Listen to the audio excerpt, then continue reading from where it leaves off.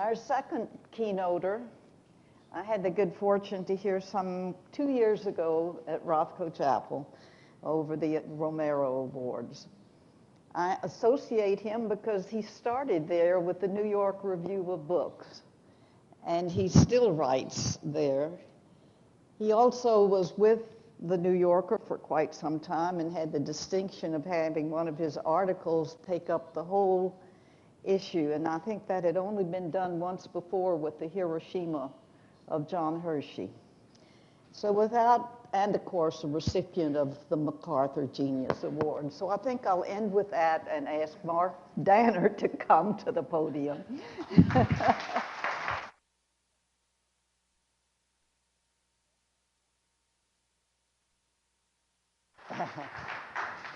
Thank you. Thank you very much, Sissy, for that wonderful introduction. I want to thank Karen Engel and Donna De Cesare and the Ransom Center for mounting this exhibition and this event, very important event. I'm finding myself moved very much by what Ambassador White had to say, the clarity of his remarks, and also the clarity of his example. I've interviewed and known a lot of ambassadors over the years, and they're very often in the position of finding themselves between events they despair of ameliorating and orders from Washington that they don't want to carry out. Bob White found himself in a position like that and took, as he depicts it, the only moral course. But I think very few people in his position, with his background and his training, would have done that, and indeed have done that. And he serves as a kind of, well, as a moral beacon. And I'm very honored to follow him, and daunted as well. I also want to say that as I'm standing here, my thoughts are drawn to some people who've left us recently. One, the divine Sissy Farenthold mentioned, Maria Julia Hernandez, who ran Tutela Legal in El Salvador. Many in the audience knew her, were privileged to know her. She was an extraordinary woman who had an enormous impact on thousands and thousands of people, particularly family members of those who were disappeared, and on me as well, for Tutela Legal did a brave and enduring report on the massacre at El Mozote. I wrote my book at a time when I simply had impatient editors to fear. She did that report at a time when she was risking the life of herself and her family. I wish she was still with us. I think if she was, she would probably be here today. And the other person I'd like to mention is Rufina Amaya Marquez, who is known as the only adult survivor of the El Mozote massacre. I interviewed her for 5 or 6 hours in her little house down the road from El Mozote. And I remember the event vividly. The difficulty in a situation when interviewing someone who has told a story again and again, who has become actually intentionally the teller of a tale, is to try to take her from the position of recounting a story she's told to the position of witness of the original events, to bring her back to remember things that she wasn't including in her story. And I tried to do that over 5 or 6 hours of a very difficult interview in which she wept quite frequently, in which my assistant, or my fixer, who was in the place with me, got angry at me and walked out, and in which her little daughter, who now is in medical school, became angry at me because I made her mother cry.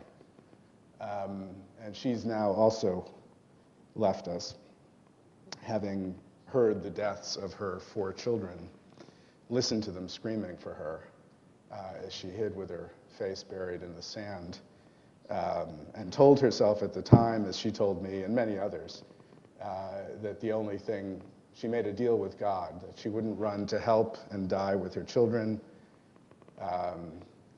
In exchange, she had to tell the story again and again, and she did tell the story again and again, and I tried essentially to convey it, to convey her words.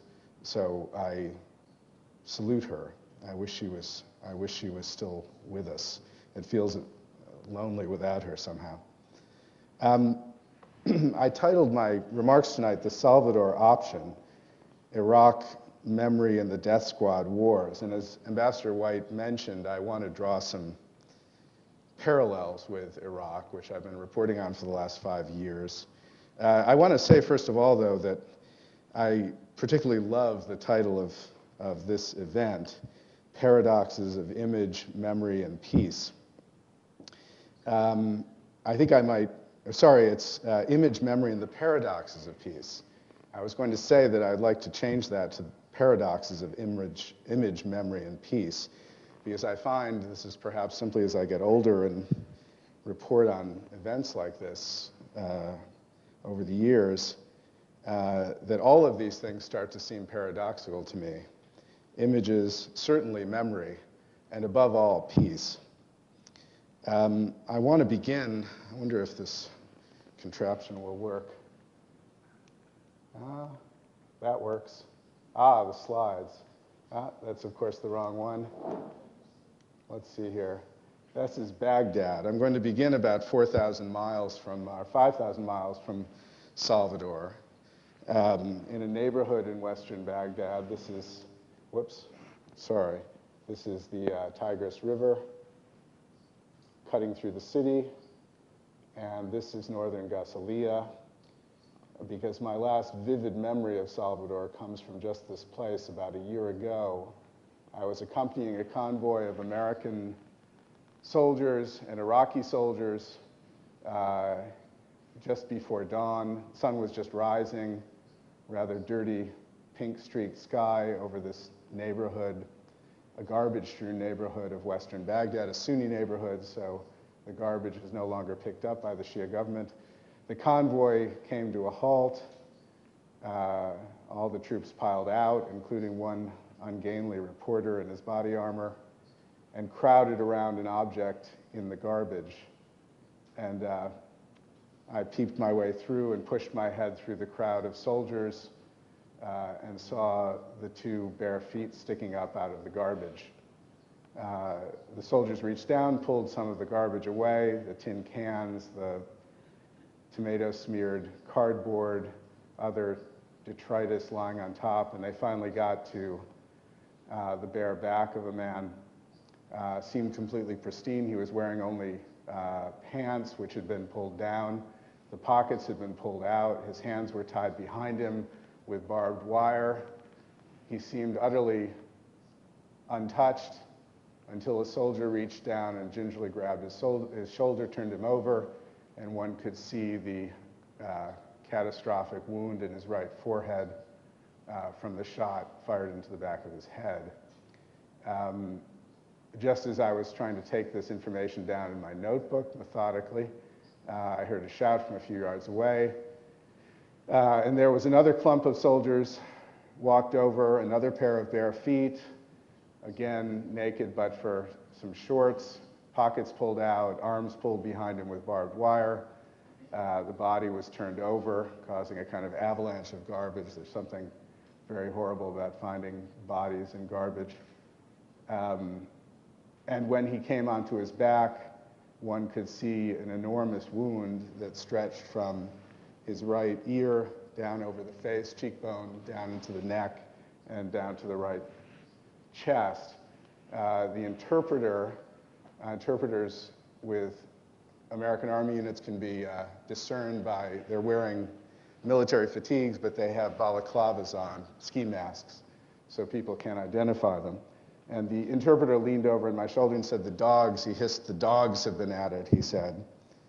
And I looked closely at the wound and could tell that There were no teeth marks. There had been some kind of pincer, some tool used to pull away the flesh, which is just one kind of wound that's used by the death squads in Iraq. It is a wound meant to be noticed, seen, and to cause terror, just as the wounds during the early 80s, late 70s and early 80s in Salvador were. This is demonstration violence. I thought at that moment of a number of phone calls I'd received about a year earlier. Those phone calls asked me, as a reporter who was working in Iraq and had written about Salvador, whether I knew anything about the so-called Salvador option. This was at the end of 2004. I indeed had heard a few things from people in the Pentagon and other officials that the United States, unsure what to do in Iraq, was considering mounting a counterinsurgency based on the successful model of the Salvadoran War. And here we reach one of the paradoxes of memory, because I think I'm going to give you a number of paradoxes. And one of the paradoxes of memory is that things are never closed. Facts are never facts, conclusions are never conclusions, things can always be reinterpreted, and one can live long enough to see the counterinsurgency in El Salvador interpreted within the American government as a successful effort on which others should be modeled. Eventually, an article appeared, a number did, but one in particular, which I'm going to quote from in Newsweek, appeared called the Salvadoran option. This appeared in January 2005, accompanied in this reprint, by the way, by a photograph of the nuns excavated. This did not appear in the original Newsweek version, needless to say. One senior military official in it is telling Newsweek, "We have to find a way to take the offensive against the insurgents. Right now we're playing defense and we're losing." Newsweek has learned, the writers Michael Hirsch and John Barry continue, the Pentagon is intensively debating an option that dates back to a still secret, underline those words, a still secret strategy. I wonder who it's secret from exactly. A still secret strategy in the Reagan administration's battle against the leftist guerrilla insurgency in El Salvador in the early 80s.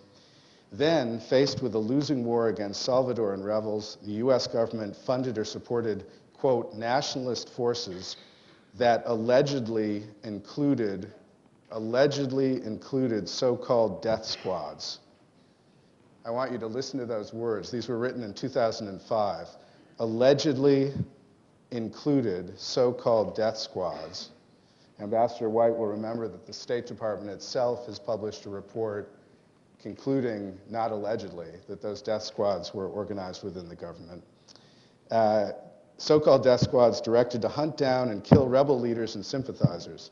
Eventually, the insurgency was quelled, and many U.S. conservatives consider the policy to have been a success, despite the deaths of innocent civilians and the subsequent Iran-Contra arms for hostage scandal. Among the current administration officials who dealt with Central America back then is John Negroponte. They don't mention in here Elliott Abrams, who of course is a high official in the White House. It goes on, one Pentagon proposal would send special forces team to advise, support, and possibly train Iraqi squads, most likely handpicked Kurdish Peshmerga fighters and Shiite militiamen to target Sunni insurgents and their sympathizers. Let me see here. Now, this is an interesting map. This is Baghdad before 2006. The colors indicate sectarian distribution, as the title says. And you'll see that the yellow, being mixed neighborhoods, was predominant when the US came to Baghdad and occupied it in 2003. Up here, I'm sorry, let's go back. Up here is the famous Sadr City, which is Shia, other small Shia neighborhoods, and then Sunni neighborhoods in red. Now, death squad activity reached a peak in 2005 and up to mid-2006. the number of killings reached over 3,000 a month, which actually is, if allowing for population, fairly similar to the peak in Salvador of about 800 a month in the early 1980s. And we see now, this is the sectarian distribution now. Let's do that again. Mixed neighborhoods, ethnically cleansed neighborhoods. So the mixed neighborhood is shrunk, and this is an out-of-date map, but you'll see that the death squad killings and the mass casualty bombings, which are the red dots, have essentially emptied the city of mixed neighborhoods, and you now have a divided city, which is now reflected. Whoops, there's Morazan. Sorry, our slides are out of order here. This is Shia-Sunni distribution across the Middle East. You see that that dividing line goes right through Iraq. Anyway, I will try not to talk about Iraq since we're here to talk about Salvador, but the parallels, as Ambassador White said, are unmistakable. And the closer you look, the more unmistakable they become. Let me say a word about the Salvadoran option and its purpose. I'm going to quote the head of Iraqi intelligence, Mohammed Abdallah Shawani, who said, and I love this quote, he said that the U.S. occupation, this again is in 2005, has failed to crack the problem of broad support for the insurgency in Iraq. The insurgents, he said, are mostly in Sunni areas where the population there, almost 200,000, is sympathetic to them. He said most Iraqi people do not actively support the insurgents or provide them with material or logistical help, but at the same time, they won't turn them in.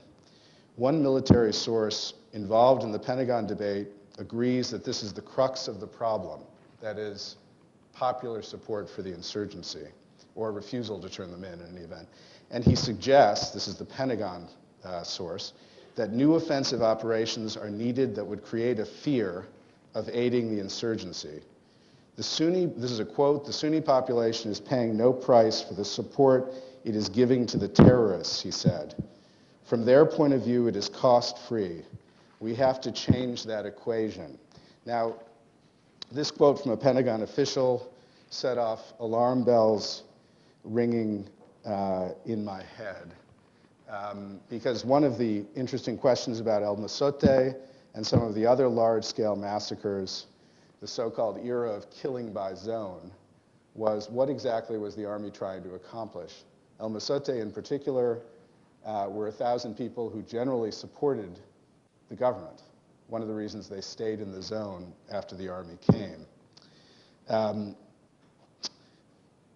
According to a military official I interviewed in Salvador, who described a meeting talking about the military strategy there, he described what the colonel leading the meeting said.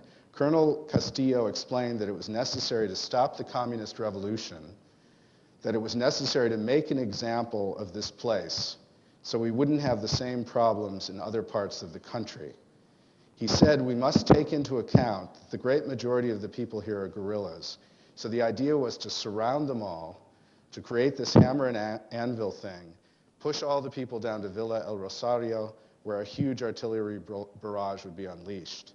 The city would be totally destroyed. We were going to make an example of these people.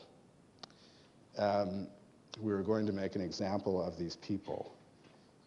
This brings me to my first paradox, because I'm going to follow the title of this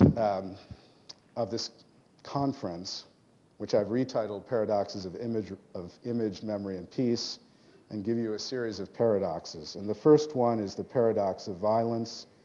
The killing is only killing fallacy. Killing of the sort we're talking about is demonstration violence. It's violence to terrify or to provoke or both.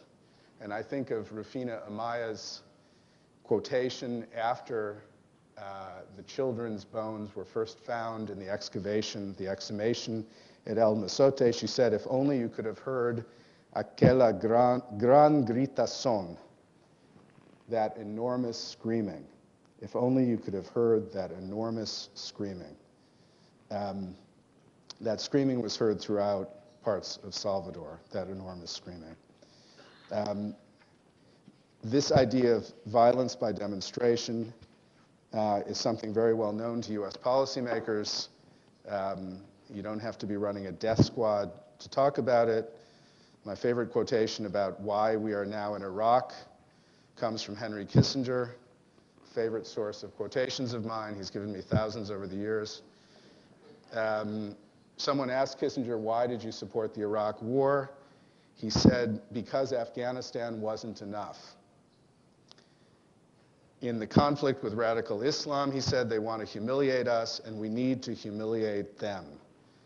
The American response to 9/11 had essentially to be more than proportionate, on a larger scale than simply invading Afghanistan and overthrowing the Taliban. Something else was essential. The Iraq War was essential to send a larger message. In order to make a point, this is Kissinger, that we're not going to live in this world that they want for us. There's a somewhat more subtle realpolitik version of this that comes from the NSC around the same time, just before the Iraq War. The primary impetus for invading Iraq, according to those attending NSC briefings in this period, this is just before the invasion of Iraq, was to make an example of Hussein, to create a demonstration model to guide the behavior of anyone with the temerity to acquire destructive weapons or in any way flout the authority of the United States. So the use of very large-scale violence to create a demonstration and a deterrent. Now, the Salvadoran option to even talk about this as a policy used in the Iraq War, what is absolutely necessary is obviously a reevaluation,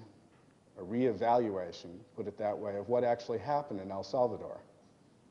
How is it that we can look at the Salvadoran War and say this was an example of a successful counterinsurgency? The fact is that if you look at the rhetoric of young neoconservatives, not to mention people within the Pentagon, you see that the general view, and I'm sure Ambassador White knows this, the general view is this was a good war.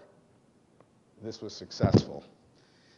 Max Boot, who's a rather influential neoconservative writer, columnist, and also a major advisor to McCain right now, says that US policy in Central America was tremendously successful. Everyone agrees it's the model to follow. Said this in 2006. Elliot Cohn, Johns Hopkins theorist, who President Bush is known to read, added this word: we did counterinsurgency very well in Iraq. And my favorite line is from Andrew Bacevich. He's a wonderful writer, a former colonel in the Army, who said simply that in the institutional memory of the military, El Salvador is viewed as a success. That's the place we got counterinsurgency right. Now, in order to do this, of course, we have to essentially separate the building up of the Salvadoran army over the course of the 80s from aberrations. The aberrations are the large-scale killings in the cities, the large-scale death squad activities, mostly in urban areas, the killings by zone in the countryside, and we essentially have to define all of those things as aberrations, as things that the United States was struggling day by day to stop, but the Salvadorans were clinging to tenaciously. And those who followed hearings in Congress, one must remember during the Reagan administration, it was largely, almost entirely a Democratic Congress in those early years. And if you followed these hearings, you are familiar with the parade of officials. Elliott Abrams was one, Tom Enders another, who went up to Congress and talked about how they were struggling to make the Salvadorans play fairly. All of this depended on a general notion that death squad activity was freelance, that we didn't necessarily know who was doing it, and that if we did know who was doing it, we were trying to get them to stop. And an entire system grew up around this in the Democratic Congress called certification, excuse me. Accreditation is what University of Texas gets when it does well. We hope. Certification. Every year, and the first time this happened was 82, just after the El Salvador massacre was discovered, or was published and written about in the New York Times and the Washington Post by Raymond Bonner and Alma Guillermo Prieto, with pictures by Susan Meiselas. Just after that, officials went up to Capitol Hill and had to argue to Congress, you know, things are bad there, but in fact, the Salvadoran government, the Salvadoran military is trying to improve in its performance on human rights grounds. So all of this depended on the assumption that the United States was pushing reform, and also that the United States didn't quite know what was happening. I was delighted to see in my looking at various pieces when I was getting ready for this talk to find that one of Ambassador White's successors, Tom Pickering, very distinguished diplomat, was quoted in 2005 saying about death squads, while it was U.S. policy to publicly denounce the death squads, quote, their kind of tactics were tacitly supported by the U.S. government, even though they were freelance. It's quite an admission, actually. I've never heard him say anything like that publicly before. Lawrence Korb, another Reagan administration official, said we did back the guys who went after the bad guys, and we defined bad guys pretty broadly. We defined bad guys pretty broadly. I actually like that quotation very much. So I'm going to give you my second paradox, which is the paradox of revelation. And that should concern all of us in this room, certainly who have to do with journalism, telling stories in any way. I talked to students earlier about this. It is very much, it seems to me, built into the fabric of our time. If you are like me, well, I'm older probably than most people in this room, but my political coming to consciousness happened during Watergate, when you had a very traditional line of events. You first had revelation thanks to intrepid journalists who were given leaks by helpful government officials usually. So the heroic journalist gets the revelation of wrongdoing. Congress gets together, forms a joint committee, does a public investigation. The courts have a public investigation. So you have a public societal coming to grips with what happened and an agreement on the truth. And eventually you have expiation, the third step. People are punished, people lose their job, people go to jail. You return society insofar as you can to some kind of state of grace. That's what we think should happen. And I think that's what most journalists assume that they're doing. They're at the first stage of that. It's important to recognize, I think, that in Salvador, it was published again and again that the death squads were connected to the government, the Treasury Police, the National Guard. None of this was a secret. In fact, in my book, I quote Howard Lane, who was a public affairs official at the Salvador Embassy at the time, saying everybody knew within a day of coming here that the government was running the death squads. Journalists would publish it, and they would include also the obligatory quote from government officials saying, we don't know who these people are, we're trying to get, and also we're trying to get them to stop. And it would go on, and it would go on. So you would have revelation, but you would not have fact. And as you saw by the quotation from Newsweek magazine, it's still allegedly, which to me is, call that the paradox of the unachieved fact. What would it take for the death squads being organized by the government, by D'Aubuisson and others, to become a fact, to lose that allegedly? It's very hard to say. We're in a similar state right now, it seems to me. One of my own interests, torture, about which I published a book in 2004 called Torture and Truth. We have a continual series of revelations. Here's a memo. John Yoo wrote it, saying that we're going to torture. These memos started coming out in 2004. They're still coming out. They're still revelations. But in fact, as with El Mozote, as with the death squad, so with torture now, it is not the information, it's the politics. We tell ourselves that this has to do with what we know and what we don't know, what we can still doubt, but in fact it has to do with the politics and what we're willing to do and what we're not willing to do.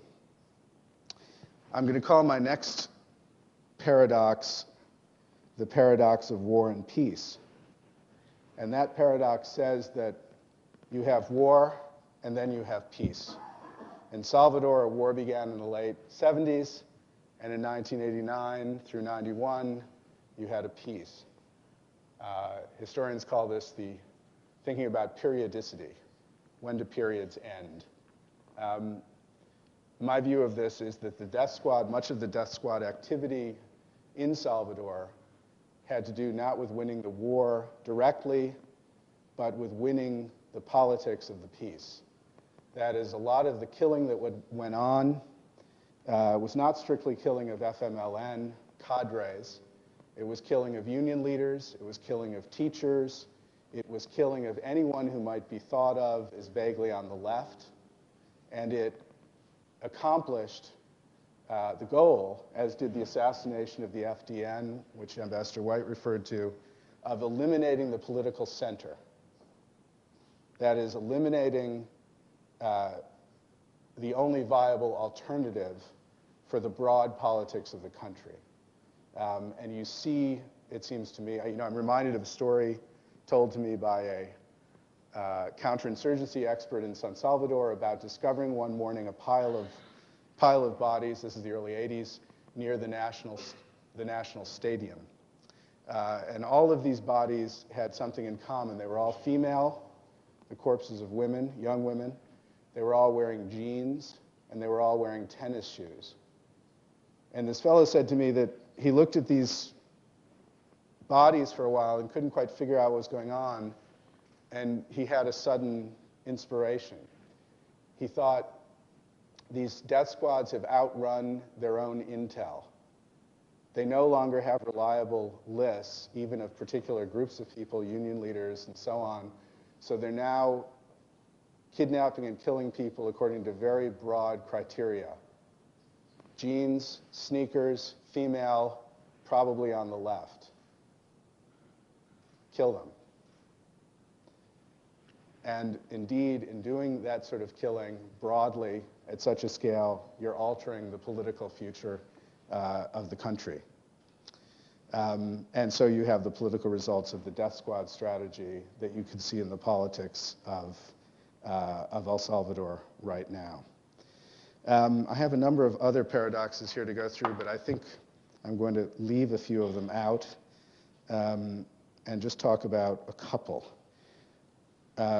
One of them is the paradox of justice through human rights trials. I have been very cheered in recent years by some of the trials that have gone on. Some others are in the offing of people who went through the 80s in leadership positions in El Salvador, committing fairly horrendous crimes or being responsible because they were in command positions for horrendous crimes. Some of them have been brought to a kind of justice within the United States. It seems to me that the paradox, I applaud these efforts, but it seems to me there's a certain inherent sadness and sense of failure and compromise about them, because they represent a failure to cope with the politics of the time. And I'm reminded that the International Tribunal on the former Yugoslavia, for example, was formed only when the first Bush administration had lost the election of 1992. And Bush's people said, okay, we'll do this commission. We're not going to intervene to save these people. We're going to punish those who will kill those who are still alive. It's as if you're walking by someone in the street who's being attacked, strangled, and he calls for help, and you say, you know, I can't do anything, but I will tell the police, and we'll arrest that guy later. So much as I applaud these things, I think that there's a tendency to let them bring on a sense of triumph that should be well leavened with a sense of missed opportunity, I think. My final fallacy, or paradox, is the paradox of overarching ideology. And it's here, it seems to me, where we come together very clearly with the war in Salvador and the war in Iraq. I subtitled my book, The Massacre at El Mozote, A Parable of the Cold War.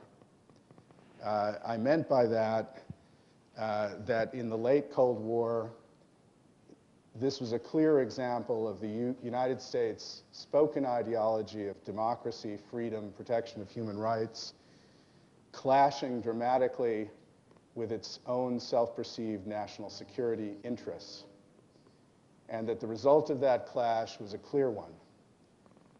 The choice was made for the perceived national security interests, not only by the Republicans in power during the Reagan administration, but by the Democrats who faced them across the table in Congress.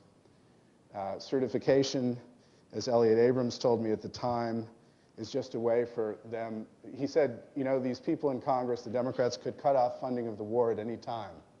This might sound familiar to you. Elliott Abrams, of course, is once again in the White House, now dealing with the Middle East. He said, the Democrats could cut off funding at any time, but they'd rather have us jump through hoops and call us fascists. And much as I hate to commend Elliott Abrams for anything, I have to say that there was a lot of truth in that. And the reason for it was not simple hypocrisy, although hypocrisy was there. It was the agreement of both sides that there could not be the loss, quote unquote, of Central America. And the Democrats, in being threatened with being blamed for the loss, quote unquote, of Central America, thought back to the loss of China and the loss of Vietnam, and did not want to be saddled with that burden. All of this, of course, was based on the Truman Doctrine, on the notion of the United States in a worldwide struggle against communism.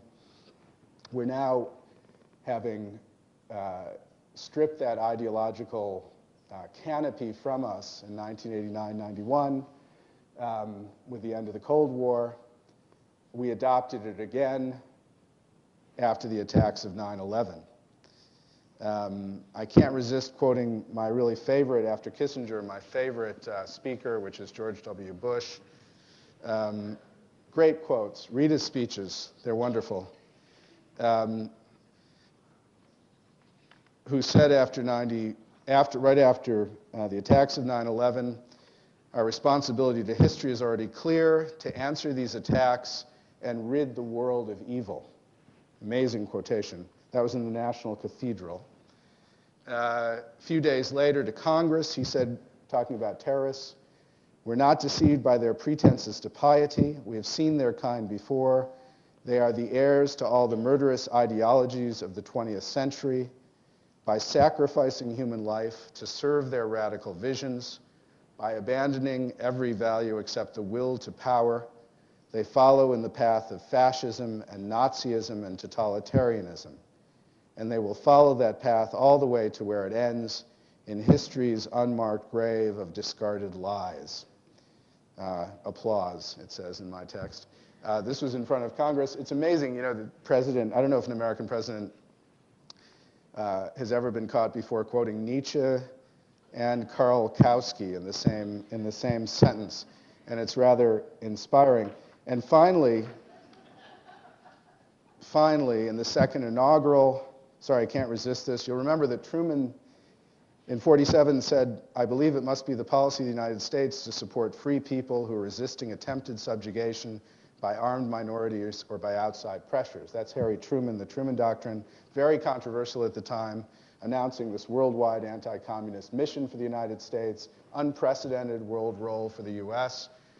Now we have George Bush, whose words echo consistently Harry Truman, very interesting. In his second inaugural, which is an amazing speech, completely eloquent, brilliant, completely nuts. I urge you to read it, and you'll hear the echo. So it is the policy of the United States to seek and support the growth of democratic movements and institutions in every nation and culture with the ultimate goal of ending tyranny in our world. You hear the echo there. You hear the sweeping ambition. And the fact is that after 9/11, the administration and the president, first of all, constructed a kind of overarching ideology that took the place of the Cold War anti-communism ideology. It's very similar in all kinds of ways, right down to its language.